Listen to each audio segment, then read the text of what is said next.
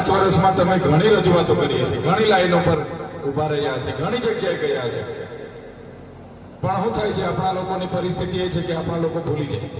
તમે આજે પણ કોંગ્રેસને મત આપશો, એ મત એ ભાજપને જવાનો, એ માણસ વેચાઈ જવાનો છે, ખરીદાઈ જવાનો છે. અમે એટલા માટે નથી ડર્યા, અમે પોતા માટે ચૂંટણી નથી લડતા, અમે ગુજરાતના લોકો માટે ચૂંટણી લડીએ છીએ. અને ડેડિયાપાડામાં જે નાયબ મુખ્યમંત્રી છે એ તો અમારા પાડાના જમાઈ હોય એવું દર મહિને આવે છે. આજે પણ ડેડિયાપાડામાં આવ્યા હતા, આજે પણ, એના પહેલા ગયા મહિને પણ આવ્યા હતા. દર મહિને જાણે અમારે ત્યાંથી જમાઈ બનાવ્યા હોય એવા દર મહિને આવે છે, તો પણ કઈ ફેર પડવાનો નથી. ડેડિયાપાડામાં એક બાજુ નરેન્દ્ર મોદીનો કાર્યક્રમ હતો, મારો પ્રતિબંધ હતો. ડેડિયાપાડા વાળાએ કીધું ચૈતરભાઈ તમે ગાંધીનગરમાં રાખો, વડોદરામાં રાખો, સુરતમાં રાખો, અમે ત્યાં આવીશું, પણ પ્રોગ્રામ તો કરવાનો. મેં કીધું ચાલો નેત્રંગમાં કરીએ. ત્યાંના પ્રોગ્રામમાં 7,000 કર્મચારીઓ, પોલીસ બધું મળીને 7,000, બીજા 4-5 હજાર લોકો નેત્રંગમાં મેં કીધું હતું. અને સ્વયં પોતાના ખર્ચે લાખોની પબ્લિક તમે જોઈએ છે ઉમટી પડેલી. તમારા એના ધારાસભ્યને આપણે બધા બહુ બાહુબલી ભરીને ફરે છે ને, વિધાનસભામાં એક શબ્દ બોલવા તૈયાર નથી, તમારી એક રજૂઆત કરવા તૈયાર નથી.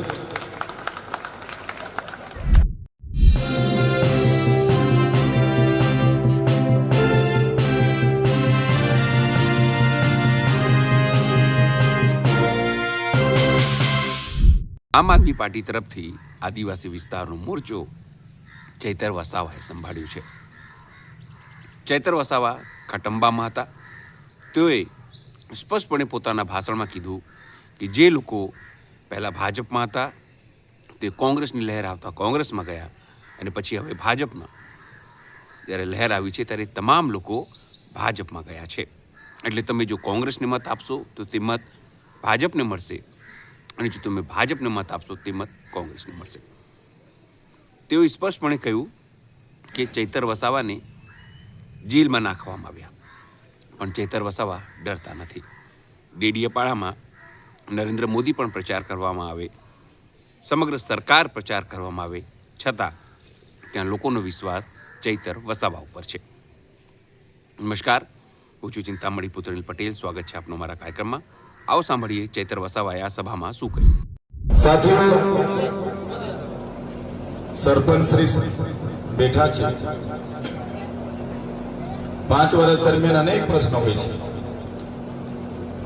ગટરના પ્રશ્નો હોય, પાણીના પ્રશ્નો હોય, ઘણી મોંઘવારીના પ્રશ્નો હોય, હમણાં તો ગેસના બોટલો નથી મળતા એનો પ્રશ્ન હોય, આપણા બાળકોની એટલી સમસ્યાઓ છે કે જેનું નિરાકરણ આ સરકાર લાવી નથી.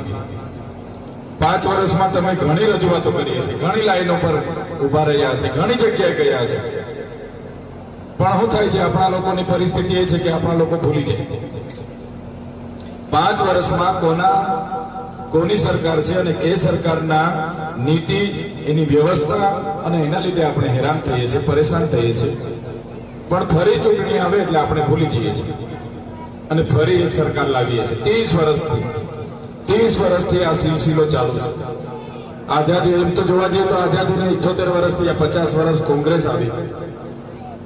કોંગ્રેસ આવી ત્યારે એવું હતું કે જે ભાજપના શરૂઆતના બધા હતા કૂદી કોંગ્રેસમાં જતા રહ્યા. કોંગ્રેસમાં રહ્યા ત્યાં સત્તાનો ચાખી લીધો બધા. જેવી ભાજપનો વારો આવ્યો એટલે પાછળ એ જ કોંગ્રેસ વાળા બધા ભાજપમાં ભરાઈ ગયા. આજે અમે વિધાનસભામાં બેસીએ છીએ, 80 થી 82 ધારાસભ્ય એવા છે જે મૂળ કોંગ્રેસના હતા અને ભાજપમાંથી આજે જીતીને ત્યાં બેઠા છે.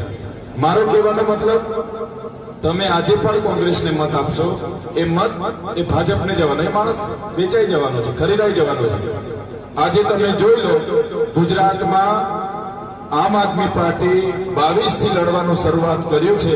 આ 3 વર્ષ થયા. 22માં અમે 5 ધારાસભ્ય ચૂંટાયા હતા, 41 લાખ મત મળ્યા હતા. આજે ગુજરાતમાં એકદમ મજબૂત આપણા આનંદભાઈ જેવા, આપણા દિનેશભાઈ જેવા 6,500 ઉમેદવારો આમ આદમી પાર્ટીના આજે ગુજરાતમાં લડે છે અને મજબૂતાઈથી લડે છે. આ હર્ષસંઘવી એમના આઈપીએસ આઈજી ભાઈ એસપી ને કીધું હતું કે ભાઈ આમ આદમી પાર્ટી વાળાને હેરાન કરો. હમણાં તમારે કોઈ સેવા કરવાની નથી, કોઈ લોકોની સલામતી, સુરક્ષા, શાંતિ એની ચિંતા કરવાની નથી. એ બધું અમે જોઈ લઈશું ચૂંટણી જીત્યા પછી. પણ તમે આદુ ખાઈને આમ આદમી પાર્ટી વાળા પર પડો. જ્યારથી ચૂંટણી જાહેર થઈ છે ત્યારથી અમારા પર 150 એફઆઈઆર થઈ છે. એક એફઆઈઆર માં 20 જણના નામો, 5 જણના નામો, 10 જણના, કોઈ ગુના વગર 150 એફઆઈઆર. સેમ પેટર્ન ગુજરાતમાં. કેટલા લોકો, ઘણાને કીધું ફોર્મ ખેંચી લે, ઘણાને કીધું કેમ આમ આદમી પાર્ટીમાં ઉમેદવારી કરી છે, કેમ ચૂંટણી લડે છે. પોલીસની રેડ થઈ, આ થઈ, ફલાણું થયું, ઢીકણું થયું. અમે ડર્યા નથી. અમે એટલા માટે નથી ડર્યા, અમે પોતા માટે ચૂંટણી નથી લડતા. અમે ગુજરાતના લોકો માટે ચૂંટણી લડીએ છીએ અને અમે લોકો માટે ચૂંટણી લડીશું પણ અને જીતીશું. મારે તમારા સરપંચને અભિનંદન આપવા પડે. અમે ત્યાંથી તમારા ગામમાં પ્રવેશ કર્યો એટલે પૂછ્યું કે ભાઈ આ બાગ બનાવ્યો છે તો કોણે બનાવ્યો? મેં કીધું સરકારનો કોઈ સહયોગ મળ્યો છે?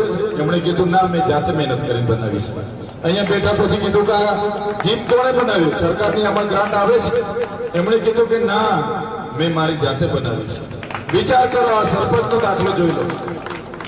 ત્યારે આ એવા સરપંચ છે તમારા માટે લડે છે.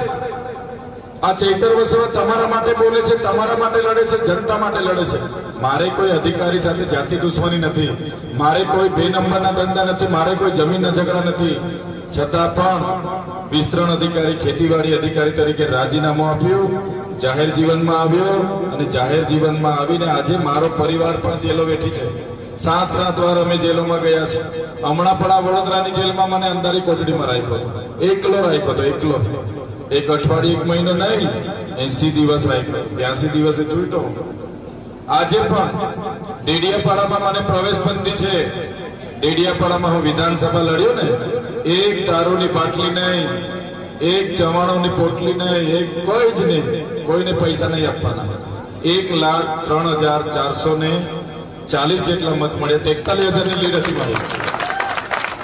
હું ગઈ લોકસભા લડ્યો. લોકસભામાં પોરથી માંડી, કરજણથી માંડી, સિનોર, સાદલી, સેગવા બધું મારામાં આવતું હતું. આ કોલિયા, દુનિયા બધા એક ગામ બાકી નથી રાખ્યું. જેલમાંથી છૂટીને ડાયરેક્ટ ચૂંટણી લડવા ઉતર્યો હતો. 5,22,000 મત મને મળ્યા હતા વિસ્તારમાંથી. અને મારી જે વિધાનસભા છે એમાં મનસુખ દાદાને 58,000 મત મળ્યા હતા. મને 1,18,000 મત મળ્યા હતા. 60,000ની લીડ હતી.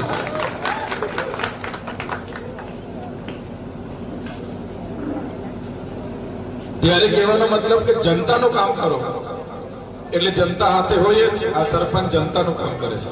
હું જનતાનું કામ કરું છું. હું હર હંમેશ જનતાની વચ્ચે રહું છું અને જનતા મને આશીર્વાદ આપે છે.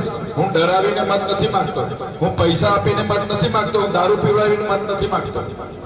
છતાં જનતા આપે છે. આજે ડેડિયાપાડામાં મારી પ્રવેશ બંધી છે. સરકારે 9 મહિના થયા મને ડેડિયાપાડામાં પગ નથી મૂકવા દેતી. મારા મોબાઈલોથી માંડીને બધું, મારી ગાડી બધા જીપીએસ લોકેશનમાં છે, સર્વેક્ષણમાં છે. હું ડેડિયાપાડાની હદમાં પ્રવેશ કરું ને, મારી શરતો રદ કરવા માટે આ લોકો તૈયારીમાં બેઠા છે. શરતો રદ થાય એટલે ફરી જેલમાં જવું પડે મારે. સિસ્ટમ છે આખી. છતાં હું નથી ડરતો. અને ડેડિયાપાડામાં જે નાયબ મુખ્યમંત્રી છે એ તો અમારા પાડાના જમાઈ હોય એવું દર મહિને આવે છે. આજે પણ ડેડિયાપાડામાં આવ્યા હતા. આજે પણ, એના પહેલા ગયા મહિને પણ આવ્યા હતા. દર મહિને જાણે અમારે ત્યાંથી જમાઈ બનાવ્યા હોય એવા દર મહિને આવે છે. તો પણ કઈ ફેર પડવાનો નથી. ડેડિયાપાડામાં નરેન્દ્ર મોદી આવ્યા હતા તો પણ અમને ફેર પડ્યો નથી. ડેડિયાપાડામાં એક બાજુ નરેન્દ્ર મોદીનો કાર્યક્રમ હતો. મારો પ્રતિબંધ હતો. ડેડિયાપાડા વાળાએ કીધું ચૈતરભાઈ તમે ગાંધીનગરમાં રાખો, વડોદરામાં રાખો, સુરતમાં રાખો, અમે ત્યાં આવીશું, પણ પ્રોગ્રામ તો કરવાનો. મેં કીધું ચાલો નેત્રંગમાં કરીએ. ત્યાંના પ્રોગ્રામમાં 7,000 કર્મચારીઓ, પોલીસ બધું મળીને 7,000, બીજા 4-5,000 લોકો. નેત્રંગમાં મેં કીધું હતું અને સ્વયં પોતાના ખર્ચે લાખોની પબ્લિક તમે જોઈએ છે ઉમટી પડેલી. તો આ ક્યારે થાય? જનતાનું કામ કરીએ ત્યારે. તમારા આશીર્વાદ આવ્યું ત્યારે થાય. આજે અમે આખા ગુજરાતમાં છેલ્લા હું 7 તારીખથી સભાઓ કરું છું. 2 દિવસથી તો મારી તબિયત બી નરમ છે. આજે બી 7 સભા પતાવીને હું પછી વડોદરાના રોડ શોમાં આવ્યો છું. સંતરામપુરમાં 3 સભા પતાવી, મહીસાગર જિલ્લામાં. મોરવા હડપમાં 2 સભા પતાવી. પછી હાલોલ કાલોલમાં પતાવી પછી વડોદરા આવ્યો છું. રોજના કાર્યક્રમો છે. એટલે ભલે ને અમારા ગળા બેસી જાય કે અમે માંડા પડી દઈએ, પણ ભાજપને કાઢવા વાળા માટે તમે બાટલા ચડાવીને બી જઈશું. બાટલા ચડાવીને બી જઈશું. કેમ કે વેઠેલું એટલું બધું છે, વેઠેલું છે, જેલો વેઠી છે, બધું વેઠું છે. નમતી નથી આપતા. અમને બી કહે છે કે ભાઈ આવો મંત્રી બનાવે, તંત્રી બનાવે. તમે જે સી.આર. પાટીલને અહીંયા કીધું હતું ને, સી.આર. પાટીલ સાથે તો 4 વખત ટેબલ ટોકિંગ કર્યા તમે. તે વખતે મને 4 વખત બોલાવ્યો હતો લોકસભા લડવા માટે કે ભરૂચમાંથી લડો, ભરૂચમાંથી લડો. મેં કીધું હારી જહાજ પોહાય, પણ મારા પરિવાર હાથે તમે જેલ કરાવી છે એટલે હું તમારી સામે લડીશ. 5,22,000 મત મળ્યા હતા. મનસુખભાઈનો ગરબો ઘરે જતો રહેવાનો હતો, પણ અમારા નેતા બધા જેલમાં હતા. કેજરીવાલ થી માંડીને બધા. હું બી જેલમાંથી છૂટી ગયો. ત્યારે બી મારે પ્રતિબંધ હતું. હું તો અહીંયા રહેતો હતો કરજણમાં, ત્યાંથી ચૂંટણી લડ્યો હતો. એટલે કહેવાનો મતલબ, જો તમારે લોકોની સેવા કરવી હશે તો કામ કરો. કોઈ એ નથી. ભાજપની નીતિ છે અંગ્રેજો જેવી. ભાજપના કમલોમાં થઈ ગઈ, આપણે તે શાળા નથી કરતી. સાચી વાત છે કે ખોટી વાત છે? કરોડોના કમલોમાં એનો હિસાબ કિતાબ નથી. આલિશાન 5 સ્ટાર હોટલ જેવા થઈ ગયા. અમારા વિસ્તારમાં શાળા નથી, આંગણવાડી નથી, બાળકો બેસે છે આવા ઝાડ નીચે. આ પરિસ્થિતિ છે. એટલે હું એ લોકો મંત્રીની વાત કરતા હતા. મંત્રી તંત્રીમાં માનતો નથી. લોકોના આશીર્વાદ એ જ મારા માટે મૂડી છે અને અમે લડીએ છીએ. એટલે વધારે વાત કહેવા માટે હું નથી આવ્યો. અમારા ઉમેદવાર દિનેશભાઈ વસાવા, અમારા આનંદભાઈ ઓઝાને તમારા એક મતની જરૂર છે. મત આપજો તમે. અને આજુબાજુના લોકોને પણ વિનંતી કરજો કે આ ચૂંટણી એ માત્ર આનંદભાઈ માટેની ચૂંટણી નથી. આ ચૂંટણી માત્ર દિનેશભાઈની ચૂંટણી નથી, પણ એક તાનાશાહી સરકાર સામેની ચૂંટણી છે. જે સરકાર ઈચ્છે છે કે પોલીસનો ઉપયોગ કરીશું, તંત્રનો ઉપયોગ કરીશું, લોકશાહી પૂરી કરીશું, બધાને બાનમાં લઈશું, એની સામેની ચૂંટણી છે.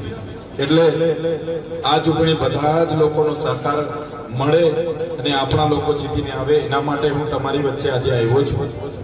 અને તમે તો બધા જાણો છો, તમે બધા જાણો છો, તમારા એના ધારાસભ્યને આપણે બધા બહુ બાહુબલી ભરીને ફરે છે ને. વિધાનસભામાં એક શબ્દ બોલવા તૈયાર નથી, તમારી એક રજૂઆત કરવા તૈયાર નથી, એક શબ્દ બોલવા તૈયાર નથી, તમારા માટે એક કામની રજૂઆત કરવા તૈયાર નથી. બસ આવવાનો, બેસવાનો, બપોરનું ટિફિન ખાઈ રૂમ પર જઈને ભૂઈ જવાનું. હાજરી પુરાવા આવે છે બધા. કોઈમાં દમ નથી કે એમના સરકારને કહે કે ખટંબામાં અમારી સ્કૂલ જોઈએ. કોઈનામાં દમ નથી કે અમારા ખટંબાના યુવાનો માટે જીમ જોઈએ. કોઈનામાં દમ નથી કે અમારા ખટંબામાં ગટર લાઈન જોઈએ. એક સરકારમાં એક શબ્દ નથી બોલતા. કેમ બોલે એટલે ટિકિટ જતી રહે. અમે લોકો તો અમારા દમ પર ચૂંટાઈને આવવા વાળા લોકો છે. એમના જેવા બીજાના આશીર્વાદથી ચૂંટાઈને આવવા વાળા લોકો નથી. એટલે અમે કોઈનાથી ડરતા નથી. વિધાનસભાના આજના રેકોર્ડ પણ કાઢી લેજો. આમ આદમી પાર્ટીના ચૈતર વસાવા હશે, ગોપાલ ઇટાલિયા હશે, હેમંત ખવા હશે. સરકાર સામે આંખમાં આંખ મિલાવીને અમે બોલીએ છીએ. આંખમાં આંખ મિલાવીને કોઈના બાપથી ડરતા નથી. અમને ધમકીઓ જેલોની ભેલોની મળે છે ને, એ જેલોથી પણ ડરતા નથી. અમે તો માથું મેદાનમાં મૂકી નીકળેલા લોકો છે. અમે જેલો બેલોથી ડરવા વાળા નથી. ત્યારે તમને એ જ વાત કરવા માટે હું આવ્યો છું. જે પરિસ્થિતિ આજે ગુજરાતની બની રહી છે, સંવિધાનનો જે અધિકાર, લોકશાહી આજે છીનવાઈ રહી છે, બિનહરીફ ઉમેદવારો કરવાની જે હોડ જામી છે, ત્યારે તમારો મતાધિકાર તમને મળ્યો છે, એનો ઉપયોગ કરજો. અને તમે ઝાડુનું બટન દબાવીને આપણા ઉમેદવારને વિજયી બનાવજો. એ જ વાત કરવા માટે હું આવ્યો છું. હું વધારે વાત નથી કરતો, પણ ટૂંક સમયમાં જ મને લગભગ આજે સવારે 10-11 વાગે જ અશોકભાઈનો ફોન આવ્યો કે તમારે આવવાનું છે. મેં કીધું કે મારે હાલોલ ખાલોલમાં 7 વાગે સભા છે, પતે તો હું આવું. અને હું આવ્યો. અને આવ્યો ત્યારે રોડ શો પણ ખૂબ સારો થઈ ગયો. અહીંયા પણ મીટિંગમાં બધા આગેવાનોનું, વડીલોને મળવાનો અવસર મળી ગયો. જે પણ પરવાનગીની પ્રોસેસ હશે, જેણે પણ કરી હશે અને જેણે પણ આપી હશે, અભિપ્રાય પોલીસ અધિકારીઓ પણ આપે છે, એમનો પણ આભાર માનું છું. વહીવટી તંત્રનો પણ આભાર માનું છું. અહીંયા તમે વ્યવસ્થા કરી અને અમને સ્વાગત કર્યું, સન્માન કર્યું, અમને સાંભળ્યા અને તમે તમારો ડર કાઢીને અહીંયા આવ્યા છો. મને ખબર છે આ વિસ્તારમાં તમારા ધારાસભ્ય, કોર્પોરેટરો ખૂબ ડરાવે.